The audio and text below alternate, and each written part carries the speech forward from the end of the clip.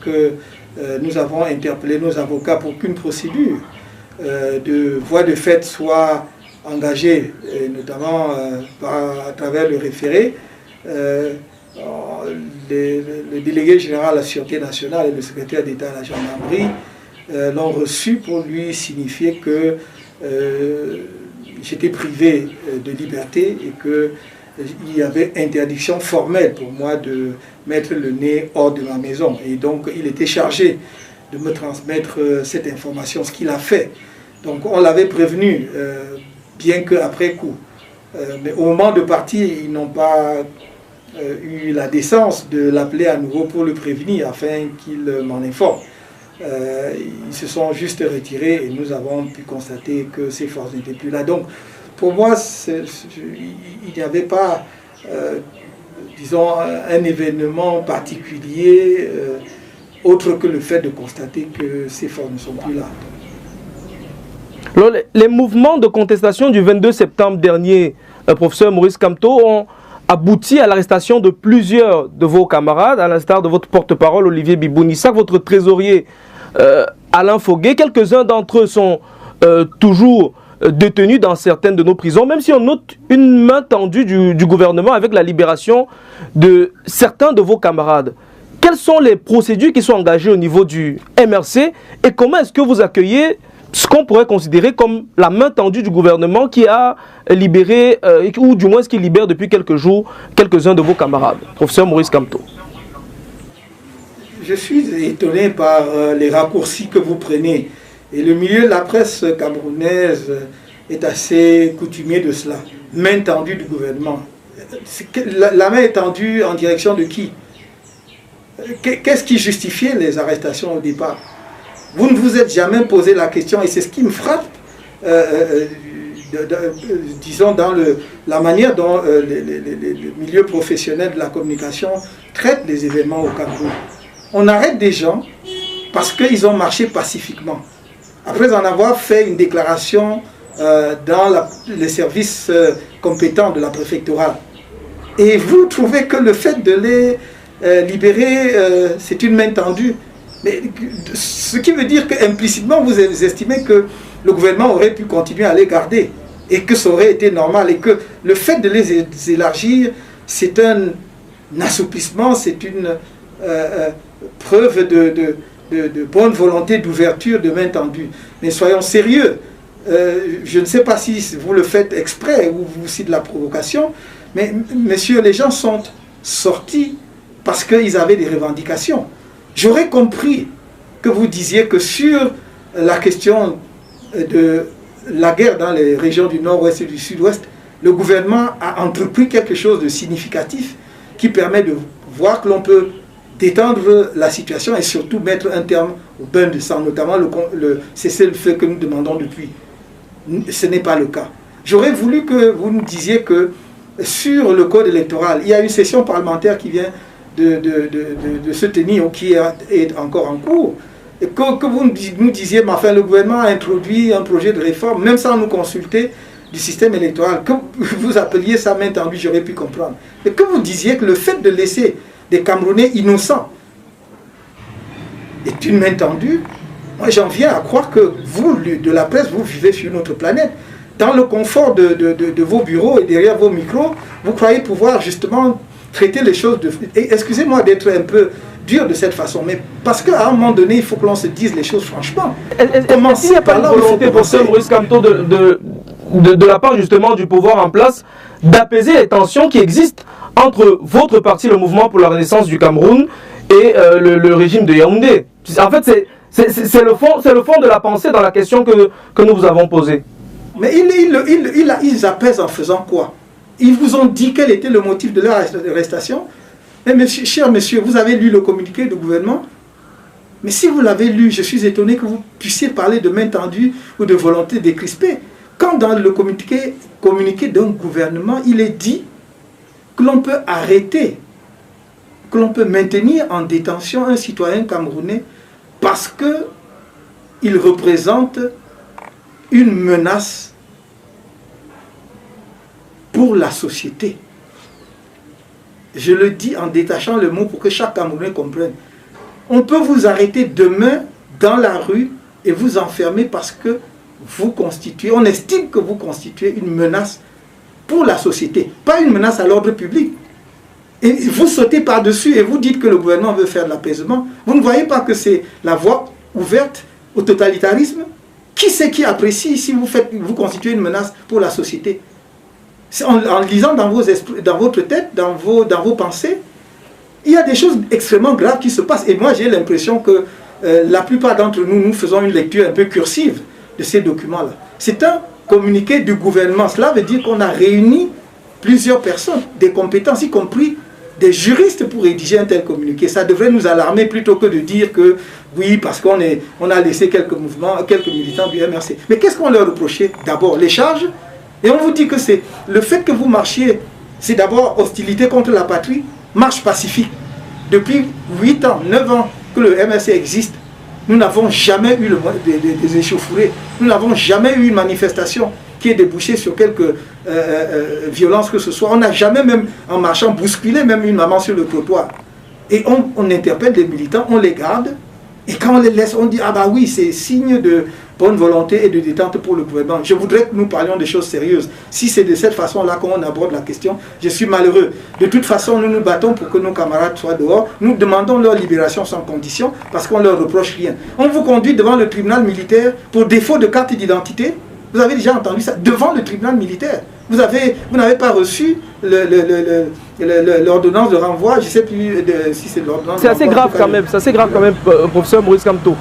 Et si on d'évoluer, il y a eu la tenue des élections régionales que le gouvernement présente comme étant un moyen d'accélérer le processus de décentralisation et par là de trouver des solutions à la crise qui sévit dans les régions du nord-ouest et du sud-ouest dans notre pays depuis quelques années déjà. Sauf qu'au moment même de la tenue de ces élections régionales, on continuait d'enregistrer quelques exactions dans ces régions-là. Quelle est la lecture que vous en faites?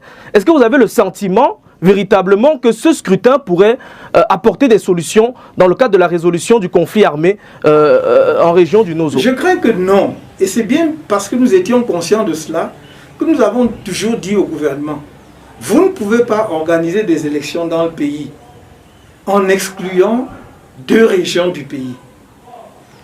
Organiser les élections sans avoir, ne serait-ce que amorcer la détente dans les régions du nord-ouest et du sud-ouest, c'est exclure les populations des 2 régions du processus électoral. Et par conséquent, c'est d'une certaine façon acter la partition de fait du pays. C'est ce que nous avons avancé comme argument déjà pour ne pas participer aux élections du 9 février 2020, aux élections couplées législatives et municipales.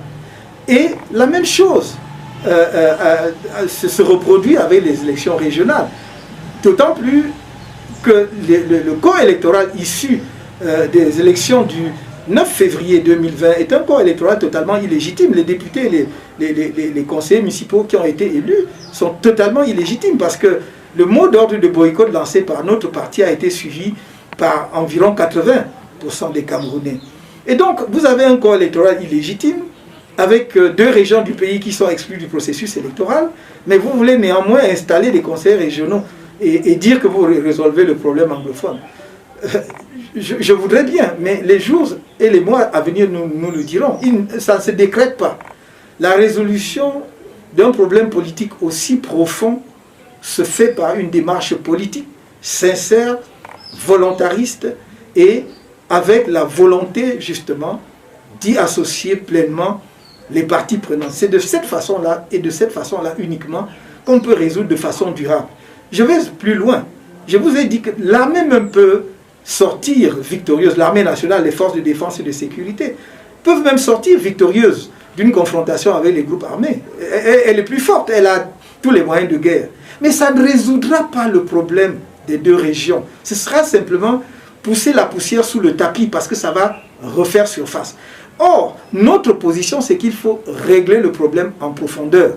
Et la seule façon de le faire, c'est d'abord de créer des mesures, de prendre des mesures de confiance, créer un climat de confiance, à commencer par le cessez-le-feu, l'arrêt du bain de sang et ce dialogue inclusif que tout le monde demande. Ensuite, sur le plan politique général, tant que vous n'avez pas fait une réforme consensuelle du système électoral, vous aurez toutes les chances qu'il y ait de nouvelles crises post-électorales, parce que le code est fait justement pour que les fraudes massives soient possibles, et donc pour favoriser un parti ou le candidat d'un parti. Et donc les contestations seront toujours là. Elles seront plus nombreuses, elles peuvent être demain d'une ampleur qui dépasse de loin ce qu'on voit depuis 2018. C'est à notre pays de savoir ce qu'il veut. C'est-à-dire, en fait, quand je dis notre pays, c'est-à-dire nos frères et sœurs qui sont supposés être en charge de la direction du pays aujourd'hui, s'ils ont une vision pour le Cameroun, il est temps qu'ils sachent raison garder et qu'ils créent les conditions pour que les Camerounais se parlent entre eux pour éviter demain que, effectivement, l'alternance ou la transition au Cameroun se fasse dans la violence. En ce qui concerne notre parti politique, nous allons continuer sur nos revendications puisque aucune des deux revendications n'a trouvé même un début de solution. Et nous allons continuer à déployer nos activités comme parti politique proche du peuple, présent aussi bien dans les villes que dans les campagnes, pour sensibiliser les Camerounais. Ça veut clairement dire, professeur Maurice Kamto, qu'il faut s'attendre à avoir de nouveau le MRC dans les rues dans les jours à venir. Et ce n'est pas sur Afrique Informe que je programme les activités du MRC. Alors, professeur Maurice Kamto, permettez-nous, juste en quelques secondes, permettez-nous de vous poser cette dernière question, avant de sortir de cet entretien, pour ce numéro spécial de 7 minutes pour convaincre, ou du moins une question à deux dorsales. D'abord sur la forme de l'État, pour chuter sur votre premier argumentaire, quelle est d'après vous la forme appropriée en ce moment? Certains parlent de décentralisation, d'autres parlent de fédéralisme, d'autres parlent de fédéralisme communautaire.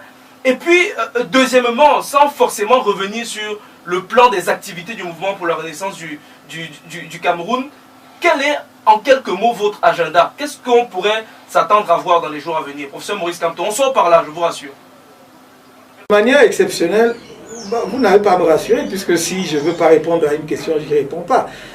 Ce que je peux dire de manière exceptionnelle, je vous réponds juste au premier volet de votre question. Ce que je peux vous dire, c'est que nous avons été extrêmement clairs là-dessus.